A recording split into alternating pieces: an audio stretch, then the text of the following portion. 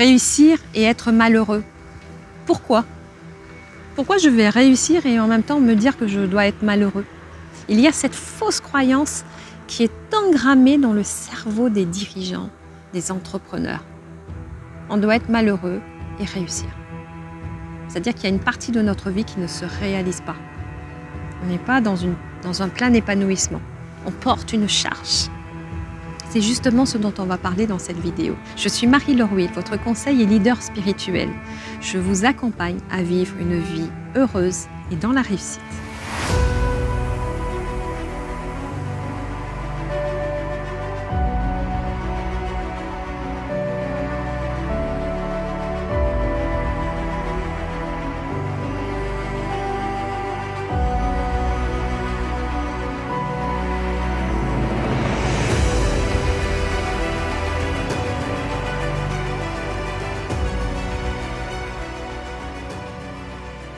Si vous ne l'avez pas déjà fait, je vous invite à cliquer sur le petit bouton en dessous pour vous abonner à ma chaîne et recevoir les prochaines vidéos.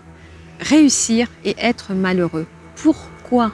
Pourquoi je vais m'infliger ça, je vais dire? Pourquoi? En fait, c'est que nous grandissons, nous sommes éduqués avec la fausse croyance qu'il faut travailler beaucoup. Combien de fois j'ai croisé des milliers de personnes dans ma vie au travers des séminaires, mais pas que. Je voyage énormément et je rencontre énormément de personnes. Je parle avec les personnes dans les avions, dans les aéroports, dans les gares. Et en fait, je me rends compte qu'il y a une des lois spirituelles qui n'est pas du tout connue, et je dirais même du cerveau n'est pas du tout connectée. C'est la loi du moindre effort. Quand je dis que je travaille 3-4 jours par semaine et que 3 jours, eh bien, je profite de moi, je profite de mes amis, de ma famille, que je profite pour créer, eh bien, ils n'y croient pas. Ils pensent que ce n'est pas possible de générer autant de richesses en si peu de temps et de ne pas faire grand-chose à côté. Mais ici, c'est possible. Et c'est possible aussi de ne pas se martyriser pour réussir, parce qu'il y a ce côté aussi, je ne sais pas si vous l'avez remarqué, où on doit un peu se flageller, là, s'auto-flageller pour pouvoir réussir et avoir de bons résultats. Et après, on est KO, on est down, et on arrive sur les rotules, on est même vieilli, beaucoup ont des soucis, on voit les cheveux deviennent blancs, ils ne sont pas du tout légers, pas souriants. Mais parce que c'est une fausse croyance. En fait, ce qu'on nous demande de réaliser, et en tant que maître spirituel, là je m'adresse à vous, en fait, et ce que j'ai reçu de mes propres maîtres, c'est vraiment la réalisation de la richesse, de l'abondance dans la paix et l'harmonie.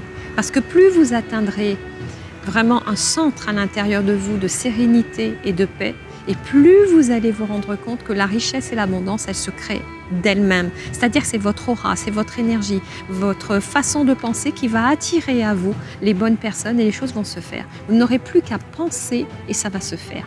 Alors oui, j'en conviens, une participante m'a dit à un de mes journées de transformation au saut quantique, il m'a dit « Oui, mais Marie-Laure, tout le monde n'est pas connecté comme toi, on ne peut pas manifester les choses comme ça. » Eh bien, je vais dire « Non, c'est pas vrai. Je ne suis pas un cas unique. J'ai appris à le faire. J'ai été initiée pour le faire. Et moi, je suis là pour vous initier à le faire. Et vous allez voir que votre vie va complètement changer. Si vous avez envie d'aller plus loin, je vous invite à venir participer et vivre l'expérience de la journée du saut quantique. Dorénavant, vous allez créer une vie impactante et consciente de votre richesse. Tout est possible.